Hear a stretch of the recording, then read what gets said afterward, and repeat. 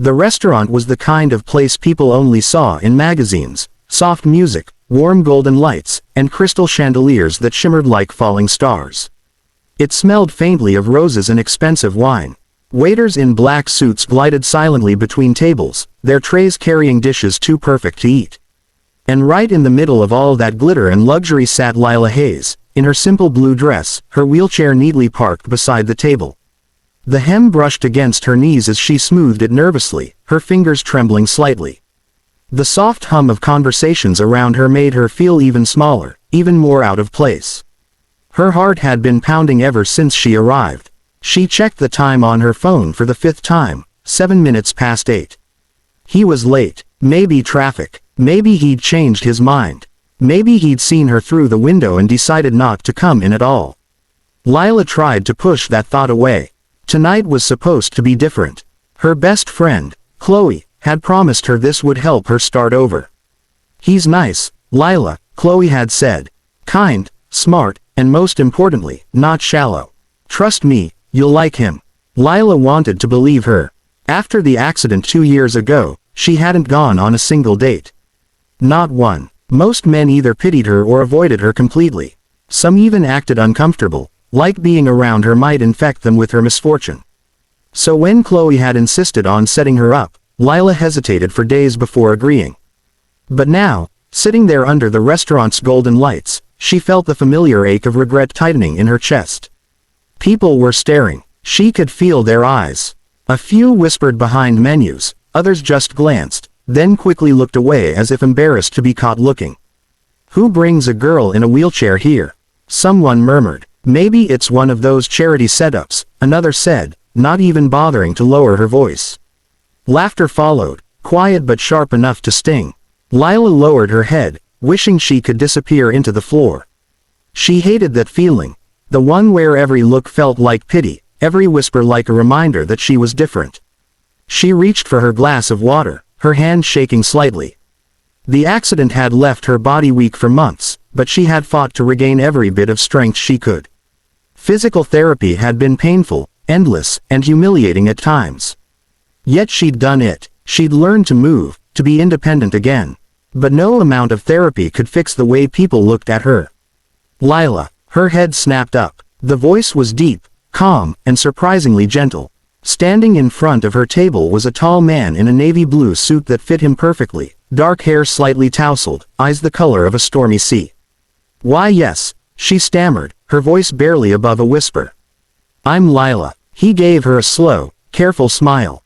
I'm Ethan Cole. Her breath caught. She knew that name. Everyone did. Ethan Cole, CEO of Cole Industries, one of the most powerful business figures in the city. A man who rarely appeared in public without being photographed, a single father known for keeping his private life fiercely guarded. He sat down across from her, resting his hands on the table, studying her with quiet curiosity. You're not what I expected, he said softly.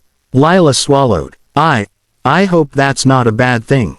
Before he could answer, a burst of laughter broke from the bar behind them. A group of young women were huddled together, their phones out, recording. One of them, the tall blonde in the red dress, was Chloe. Lila froze. Can you believe it? One of them whispered loudly, not even trying to hide it. He actually showed up. Oh my God, this is gold. Look at his face. He has no idea. I told you he'd come. Poor guy probably thinks it's a real date. The laughter that followed wasn't just cruel. It was cutting, humiliating, and loud enough for everyone nearby to hear. Lila's world tilted. Her stomach dropped. The blood drained from her face as realization hit her. This wasn't a real date.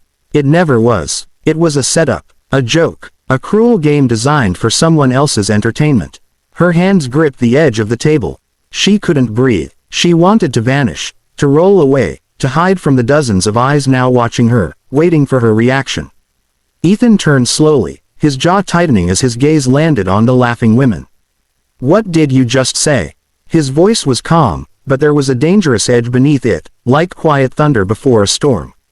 The laughter died instantly. Chloe looked frozen, her smirk faltering.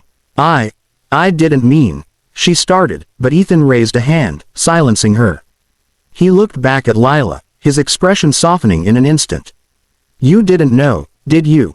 Tears welled in her eyes. She shook her head, unable to speak. For a long moment, Ethan just looked at her, then at the room full of staring faces, at the waiters frozen in awkward silence, and at the women who still clutched their phones, guilty and embarrassed.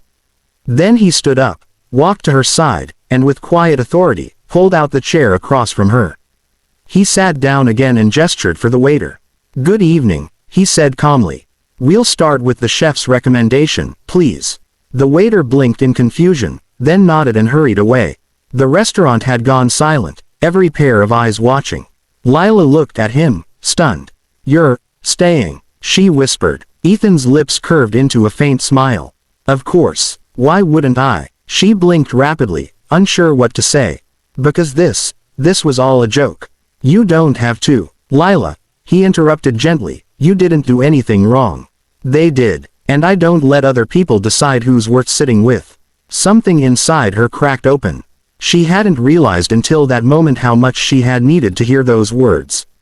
He leaned back slightly, his tone soft but firm.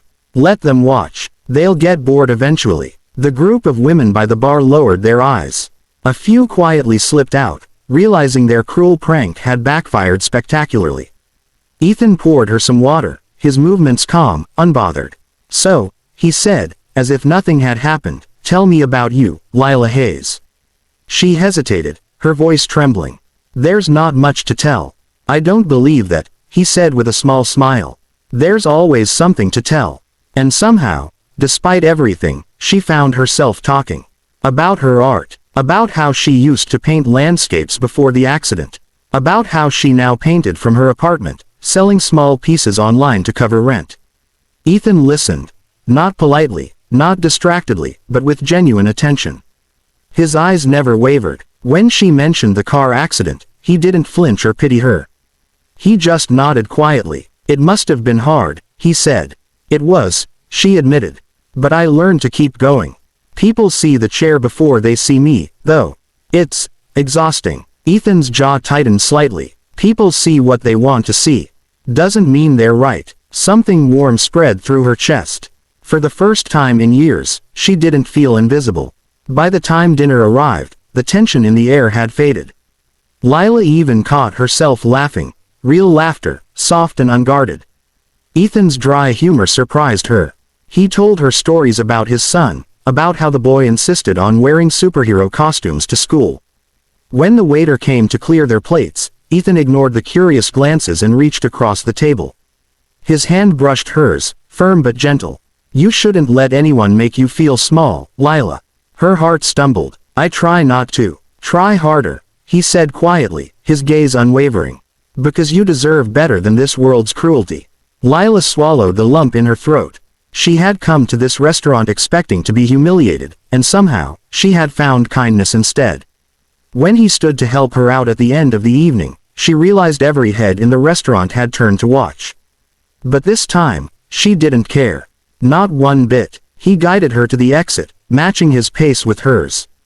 Outside, the night was cool, and the city lights glowed like scattered diamonds on wet pavement.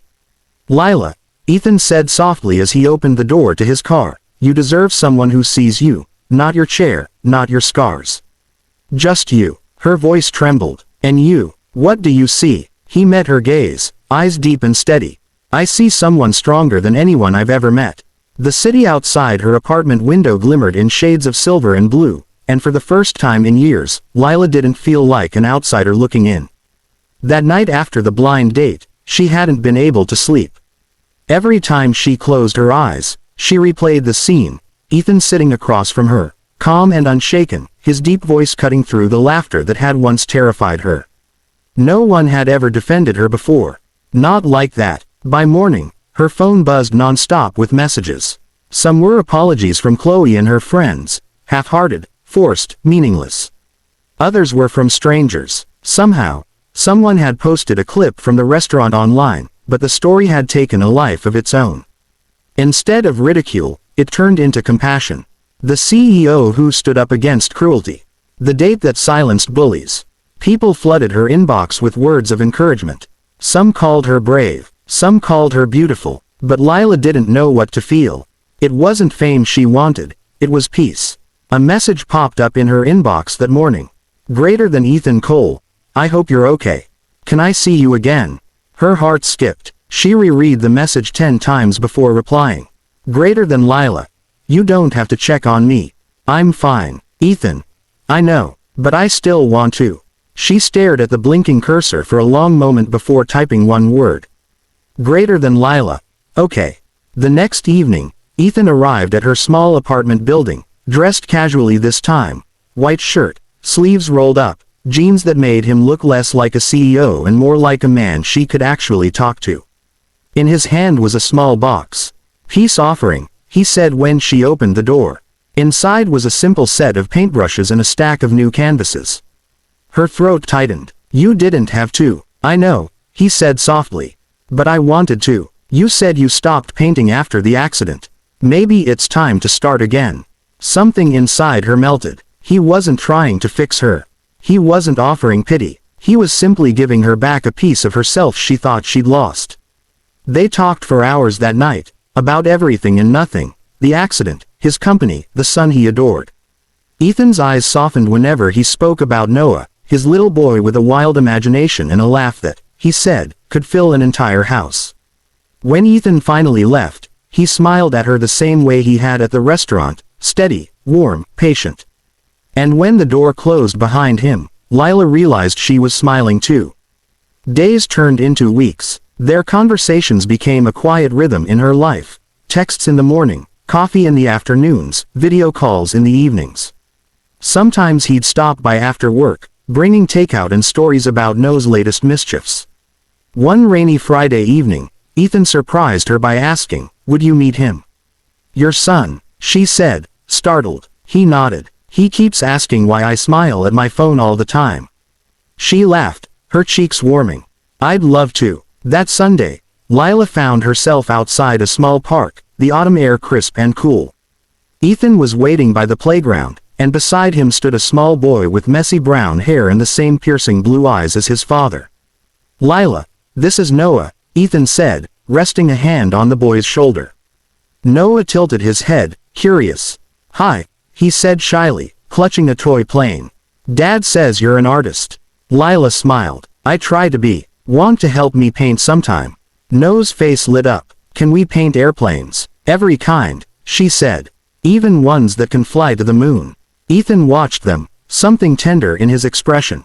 For the next hour, the three of them sat on a park bench, laughing as Noah told stories about Dad's burnt pancakes, and the monster under the couch. When it was time to go, Noah tugged on his father's sleeve. Can Lila come for dinner? He asked. Please. Ethan met her eyes. You heard the boss, he said with a smile. Dinner at Ethan's home was warm and messy and real. Lila watched as father and son cooked together, flour on their faces, laughter echoing through the kitchen. She had never seen Ethan this relaxed, this alive. When Noah finally dozed off on the couch, Lila found herself standing beside Ethan, watching him gently cover his son with a blanket. You're a good father, she said softly. He turned toward her, his voice barely above a whisper. I try to be. After his mom left, I didn't know if I could do this. But he gave me purpose. And now, she asked, her voice trembling slightly. Ethan looked at her for a long moment. Now, it feels like I'm finding pieces of myself I didn't know were missing. Their eyes met, the silence between them thick with meaning. He stepped closer, but not too close. He wasn't the kind of man who rushed things. Instead, he reached out slowly, his fingers brushing hers.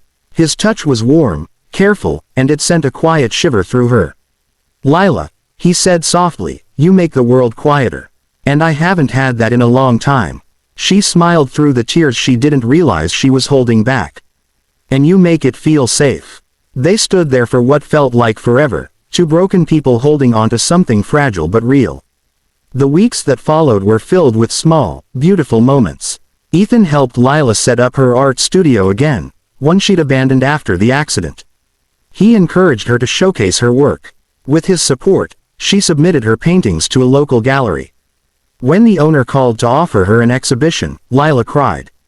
On the night of the opening, the gallery glowed with soft light. Her paintings lined the walls, each one a piece of her pain, her recovery, her quiet triumph. The place was packed, reporters mingling with art lovers, all eager to meet the woman whose story had already touched millions online. Ethan arrived in a sleek black suit, Noah holding his hand, carrying a small bouquet of daisies. "Dad says these are your favorite," Noah said, handing them to her. She knelt slightly, smiling. "They are. Thank you, Noah." Ethan's eyes met hers, full of pride. "You did this," he said quietly.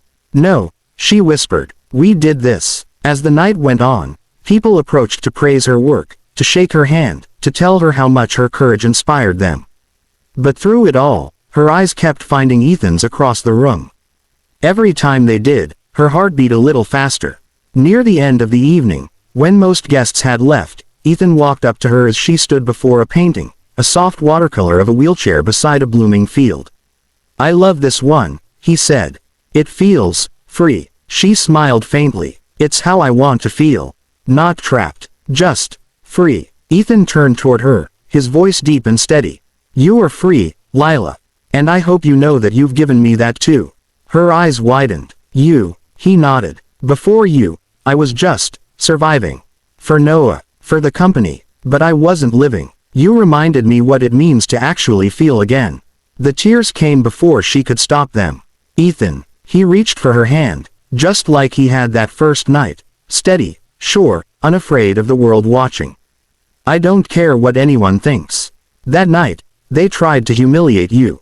Instead, you became the most extraordinary part of my life." Lila felt something bloom inside her, something she hadn't dared to feel in years: love. When he leaned in and kissed her forehead, she closed her eyes, letting herself believe that maybe, just maybe, this was what she had been waiting for. From that day on, their lives intertwined like brushstrokes on a canvas. Lila's art flourished, her story inspiring others with disabilities to chase their dreams. Ethan found balance again, laughter returning to his home, his son happier than ever. And every evening, when the sun dipped below the skyline, Lila would paint while Ethan read to Noah. Sometimes he'd glance up and catch her smiling, her hands moving effortlessly over the canvas, free and alive. She had once been the girl everyone pitied, the one who was laughed at, mocked, used as a cruel joke. But now, she was the woman who taught a powerful CEO how to feel again. And when people later asked Ethan what had drawn him to her that night, what made him stay, he would always smile and say, "Because when the whole world laughed, she held her head high." And that's the kind of woman worth taking by the hand. And he never let go. For the first time in a long, long while, Lila smiled without fear. She didn't know it then, but that night, the cruel joke that was supposed to break her, was the night that would change everything.